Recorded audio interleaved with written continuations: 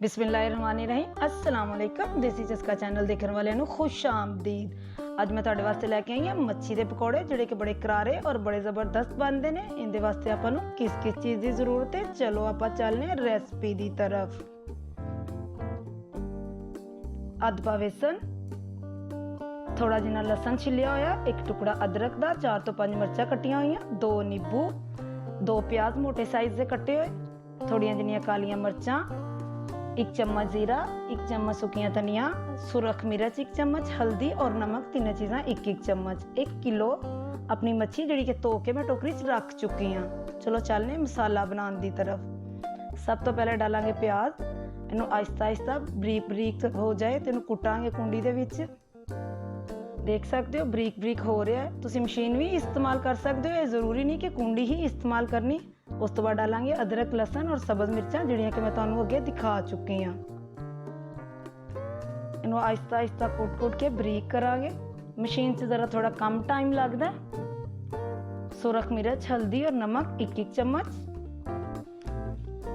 इनू आहिस्ता आहिस्ता कुट के बरीक करांगे ताकि इहदी लेसनुमा हो जाए, बिल्कुल मुलायम। देख सकते हो बिल्कुल मुलायम तैयार हो रहा है मसाला अपना, तकरीबन तैयार हो चुका है। जबरदस्त कितना अच्छा तैयार होया है। उस बाद डालांगे एक प्लेट दे विच। प्लेट च निकाल के एक साइड से रख लवांगे। अच्छे तरीके नाल कुंडी साफ करांगे। उस तो बाद मच्छी नूं डालांगे एक बाउल दे विच। मच्छी नूं टोकरी च रखना जरूरी ताकि उनका पानी नुचड़ जाए। मसाला डालांगे उस तो बाद उनके ऊपर। देख सकते हो जबरदस्त मसाला तैयार होया है। जीरा, कालियां मिर्चां, सुखियां धनिया तीनों चीज़ां 1-1 चम्मच। उस तो बाद नींबू डालांगे। नींबू नूं कट के एक प्लेट दे विच निचोड़ांगे ताकि उनके बीज वगैरह आपां निकाल लईए। देख सकते हो बीज वगैरह बिल्कुल निकाले हुए ने, पानी ही नींबू दा डालना है।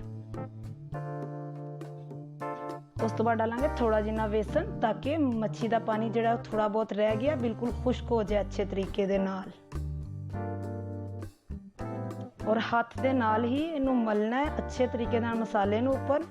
उन्होंने कम से कम 2 घंटे वास्ते तुसी रखना है। अगर ज़्यादा जल्दी हो तो 1 घंटा तो लाजमन मसाला लगा के रखना है ताकि उनके विच नमक मिर्च रच जाए अच्छे तरीके नाल। देख सकते हो जबरदस्त मसाला लग गया ऊपर। चलो आप चलने चूल्हे की तरफ। चूल्हा ऑन करके ऊपर रखांगे कढ़ाई। उस तो बाद डालेंगे 1 पाइया ऑयल। तुसी इस तो ज़्यादा भी डाल सकते हो लेकिन 1 पाइया बहुत है 1 किलो मच्छी वास्ते। सब तो पहले डालेंगे 1 थोम की पोथी और छोटा जिन्ना अदरक का टुकड़ा ताकि इनकी खुशबू अच्छे तरीके नाल ऑयल दे विच मिक्स हो जाए ताकि मच्छी की स्मैल खत्म हो जाए। उस तो बाद डालेंगे जिहड़ी कि मैं 2 घंटे वास्ते मच्छी रखी सी। और जबरदस्त तुसी देख सकते हो मसाला तैयार हो गया, उनके विच रच गया। उस तो बाद मच्छी देखो जबरदस्त पानी भी नहीं इहदे च है। 1-1 करके तुसी 3 तो 4 बोटियां डाल सकते। जिन्नी छोटी कढ़ाई अपनी अगर वड्डी हो तो 1 किलो भी ही डाल सकती है, लेकिन इहदे 2 तो 3 पूर करांगी। आहिस्ता आहिस्ता आहिस्ता आहिस्ता हल्की आंच थोड़ी कर देंगे। पहले तेज़ अग करांगे, उस तो बाद थोड़ी हल्की आंच करांगे जदों कि ब्राउन थोड़ी होनी शुरू हो जाए ताकि ना मसाला ऊपरों ना जले। दी साइड चेंज करनी ज़रूरी है। अगर थोड़ा ज़्यादा ऑयल डालेंगे तो साइड चेंज करने की कोई ज़रूरत नहीं।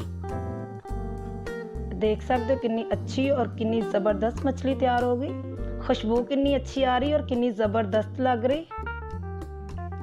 अगर तुहानू मेरी वीडियो अच्छी लगे तो मेरी वीडियो लाइक करना, चैनल सबसक्राइब करना, बैल के निशान को दबा के आल ते जरूर सैट करना। छाना लैके इस तरह थोड़ा जिना दबावांगे कि ताकि इहदे विच कोई थोड़ा बहुत पानी रह जाए तो वो निकल जाए। देख सकते बिल्कुल खड़क रही ने बोटियां। कितनी अच्छी और कितनी ज़बरदस्त माशाल्लाह। एक पूरा अपना तैयार हो गया। उस तो बाद इस तरीके दे नाल ही दूसरियां बोटियां 2 डाल लो, 4 डाल लो, 3 डाल लो, जिन्नियां कि इजी तुहाडी कढ़ाई विच बन सकन। अगर तुहानू मेरी वीडियो अच्छी लगे तो कमेंट दे विच अपने ख्यालात दा इजहार जरूर करिया करो ताकि मैं तुहाडे वास्ते नई नई वीडियो लैके आ सकां।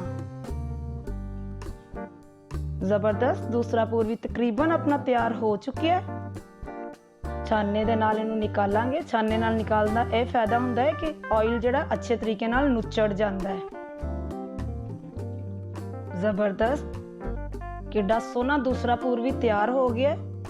ਚਲੋ ਹੁਣ ਬਣਾਵਾਂਗੇ ਆਪਾਂ ਰਾਇਤਾ। 1 ਪਾਈਆ ਦਹੀਂ, ਉਹਦੇ ਵਿੱਚ ਡਾਲਾਂਗੇ ਥੋੜਾ ਜਿਹਾ ਜ਼ੀਰਾ ਔਰ ਕਾਲੀਆਂ ਮਿਰਚਾਂ, ਥੋੜੀਆਂ ਜਿਹੀਆਂ ਸਬਜ਼ ਧਨੀਆ, ਕੱਟੀਆਂ ਹੋਈਆਂ ਮਿਰਚਾਂ। ਤੁਸੀਂ ਕੁੱਟ ਕੇ ਵੀ ਡਾਲ ਸਕਦੇ ਹੋ, ਕੋਈ ਜ਼ਰੂਰੀ ਨਹੀਂ ਕਿ ਕੱਟ ਕੇ ਹੀ ਡਾਲਣੀਆਂ ਨੇ।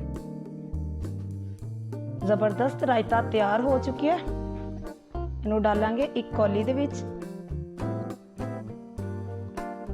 ਜ਼ਬਰਦਸਤ, ਕਿੰਨਾ ਅੱਛਾ ਤਿਆਰ ਹੋ ਗਿਆ। ਮੱਛੀ ਦੇ ਨਾਲ ਰਾਇਤਾ ਔਰ ਕੈਚਅਪ ਦੋਨੋਂ ਚੀਜ਼ਾਂ ਹੀ ਚਾਹੀਦੀਆਂ ਹੁੰਦੀਆਂ ਨੇ। ਕੁਝ ਲੋਕ ਰਾਇਤਾ ਪਸੰਦ ਕਰਦੇ ਨੇ ਤੇ ਕੁਝ ਲੋਕ ਦਹੀਂ ਪਸੰਦ ਕਰਦੇ ਨੇ। ਦੇਖ ਸਕਦੇ ਹੋ ਜ਼ਬਰਦਸਤ ਕਿੰਨੀ ਅੱਛੀ ਡਿਸ਼ ਤਿਆਰ ਹੋ ਗਈ ਹੈ।